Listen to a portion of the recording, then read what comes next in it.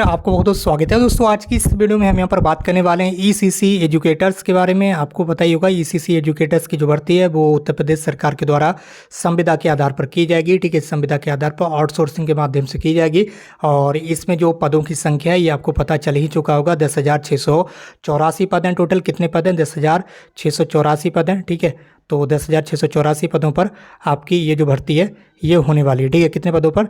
10,684 पदों पर ये भर्ती की जाएगी। ठीक है, और 10,313 रुपये के समथिंग यहाँ पर जो वेतन है वो भी आपको मिलेगा। 11 महीने के लिए भर्ती होगी। बहुत सारे स्टूडेंट्स के यहाँ पर ये कमेंट्स आ रहे हैं कि इसमें सिलेक्शन कैसे होगा। तो इसमें आपका जो सिलेक्शन है वो डिस्ट्रिक्ट वाइज होगा, यानी कि जिला स्तर पर होगा। कैसे होगा?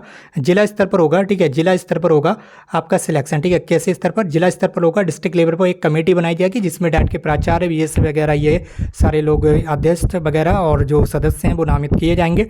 ठीक है, तो ये जो कमेटी है वही आपका सिलेक्शन करेगी। लेकिन उससे पहले आपको ऑनलाइन आवेदन भी लिए जाएंगे। ऑनलाइन आवेदन कब लिए जाएंगे इसकी अभी डेट फाइनल नहीं की गई। तो जो स्टूडेंट्स बार बार ये पूछ रहे हैं कि आवेदन कब होगा और कैसे करें आवेदन, ये चीज़ आप बार बार ना पूछें। हम 10 बार आपको समझा चुके हैं। जैसे ही डेट आएगी, जैसे ही आवेदन स्टार्ट होंगे हम बताएंगे आपको, हम बताएंगे वीडियो के माध्यम से। आप कर लीजिए इस चैनल को सब्सक्राइब।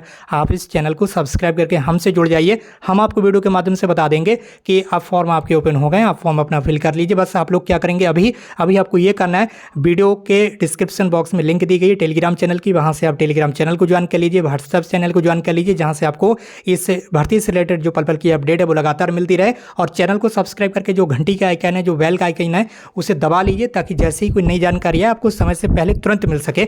आज की इस वीडियो में जो हम यहाँ पर बताने जा रहे हैं वो है आपका सिलेक्शन कैसे होगा, मेरिट कैसे बनेगी। आपको पता ही होगा इस भर्ती में किसी भी तरह की परीक्षा नहीं ली जाएगी, किसी भी तरह का एग्जाम नहीं लिया जाएगा जिससे आप घबराते हैं। ठीक है, तो वो सारी चीज़ें होंगी नहीं, बस फटाफट यहाँ पर आपकी जॉब लगेगी। जॉब कैसे लगेगी इसके लिए बनेगी आपकी मेरिट, और मेरिट कैसे बनेगी वो आपको अब यहाँ पर समझना होगा। तो समझ लीजिए, इसमें आपके मार्क्स जोड़े जाएंगे। ठीक है, 10वीं क्लास में आपके कितने मार्क्स थे, उसके बाद जोड़ा जाएगा आपकी 12वीं क्लास के मार्क्स। ठीक है, अब आप ये ना कहिए कि मेरे मार्क्स बहुत कम है, मेरे मार्क्स बहुत कम है, मेरा सिलेक्शन कैसे होगा। जैसे होगा वैसे हो जाएगा, लेकिन अभी आपको बस समझना है कि मार्क्स जोड़े जाएंगे यहाँ पर। ठीक है, 10वीं क्लास के मार्क्स जोड़े जाएंगे, उसके बाद 12वीं क्लास के मार्क्स जोड़े जाएंगे, उसके बाद आपका यूजी कोर्स। ठीक है, अगर आपने यूजी कोर्स किया होगा तो ये चीज़ बार बार आपको बताई जा रही है। यूजी कोर्स में आपका होम साइंस, क्या चीज़? Home science. ठीक है, जिसे गृह विज्ञान बोलते हैं।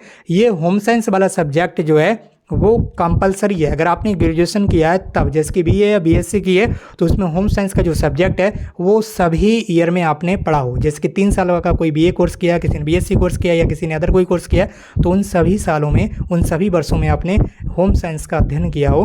ठीक है, तभी आपके ग्रेजुएशन का जो कोर्स है वो मान्य होगा। अगर आपने ग्रेजुएशन नहीं किया है तो या तो आपके पास एनटीटी का डिप्लोमा होना चाहिए, ठीक है, या फिर सिटी नर्सरी का, या फिर डीपीएसपी का। ये जो तीनों कोर्स हैं ये आपके कम से कम 2 वर्ष वाले कोर्स होना चाहिए। ये नहीं कि आप 6 महीने का कोर्स करके बैठे हों या 18 महीने का या 1 साल का, ये कोर्स चलेंगे नहीं। ये जितनी भी चीज़ें आपको बताई जा रही हैं इस वीडियो में, सारी चीज़ें ऑफिशियल नोटिफिकेशन में अवेलेबल हैं। आप चाहे तो हमारे टेलीग्राम चैनल पर ऑफिशियल नोटिफिकेशन पड़ा हुआ है, जाकर टेलीग्राम चैनल से उसे डाउनलोड कर लीजिए। ठीक है, नोटिस हम कई बार आपको दिखा चुके हैं, बार बार ये चीज़ें आपको दिखाई नहीं जाएंगी। आप खुद से जाइए टेलीग्राम चैनल पर, वहाँ से डाउनलोड कीजिए और चेक कीजिए। सारी चीज़ें जो हैं वो आपको यहीं से बताई जा रही हैं ऑफिशियल नोटिफिकेशन के आधार पर ही। ठीक है, तो मेरिट आपकी इस तरह से बनेगी जैसे कि आपको समझाया जा रहा है। इन तीनों कोर्सेज के आपके मार्क्स ऐड किए जाएंगे, इसमें 10वीं क्लास के मार्क्स जोड़े जाएंगे, 12वीं क्लास के, और यूजी कोर्स अगर आपने किया होगा तो यूजी के जोड़ लिए जाएंगे। अगर यूजी नहीं किया होगा तो एनटीटी का आपने डिप्लोमा किया होगा तो इसके जोड़ लिए जाएंगे, या फिर सिटी नर्सरी का किया होगा, या फिर डीपीएसपी का किया होगा।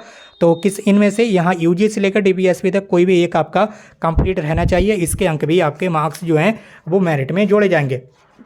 अब आपको ये देखना है कि मार्क्स कैसे जोड़े जाएंगे, तो वो भी आपको दिखाई देते हैं। चलिए देख लीजिए, यहाँ पर ये सारा लिख कर हमने बता दिया है। जैसे मान लीजिए 10वीं क्लास के में आपके 80% मार्क्स हैं, 12वीं क्लास में आपके 70% मार्क्स हैं, और यूजी या एनटीटी या सिटी नर्सरी या डीपीएसपी में आपके यहाँ पर 60% मार्क्स हैं। ठीक है, तो अब इतना आपने लिख लिया, इतना हो गया। ऊपर का अब हम मिटा देते हैं। ठीक है, ऊपर क्या करते हैं, यहाँ पर मिटा देते हैं। इतना आपने लिख लिया होगा। ठीक है, ऐसे करके इतना मान लीजिए लिख लिया आपने, इतना। ठीक है, इतना लिख लिया। 80, 70, 60 ये तीनों कोर्स के आपने जो मार्क्स हैं वो लिख लिए।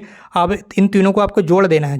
80 + 70 + 60 आपने जितना भी लिखा हो। जैसे कि मान लीजिए आपके हाई स्कूल में 55% मार्क्स हैं, और इंटर में मान लीजिए आपके 65% मार्क्स हैं, और ग्रेजुएशन में मान लीजिए आपके 70% मार्क्स हैं। तो ये तीनों को आप जोड़ दीजिए। जैसे कि यहाँ पर 80 + 70 + 60 कितना आया? 210 आया। इसी तरह से आप अपना जोड़ लीजिए, आपका जितना आया। ठीक है, आपका जितना भी परसेंटेज आएगा, किसी का 210 आएगा, किसी का 230 आएगा, किसी का 250 आएगा, किसी का 190 ही आएगा, किसी का 140 ही आएगा।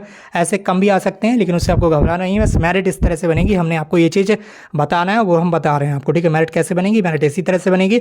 तो मेरिट कैसे बनेगी ये आप इधर भी देख सकते होंगे, किसी का 210 होगा, किसी का 209, किसी का 208, किसी का 207, इसी तरह से किसी का 211 भी होगा किसी परसेंटेज, ठीक है, किसी का 212 भी होगा, किसी का ऊपर भी होगा, 250 15 भी होगा, किसी का 50 होगा। तो ऐसे ऊपर से आपकी मेरिट बनाई जाएगी डिस्ट्रिक्ट लेवल पर। एक जिले में जितने भी अभ्यर्थी आवेदन करेंगे उनकी जो मेरिट है वो ऊपर से बनाई जाएगी इस तरह से, सबसे ज़्यादा, फिर उससे कम, फिर उससे कम, फिर उससे कम, फिर उससे कम, फिर उससे कम।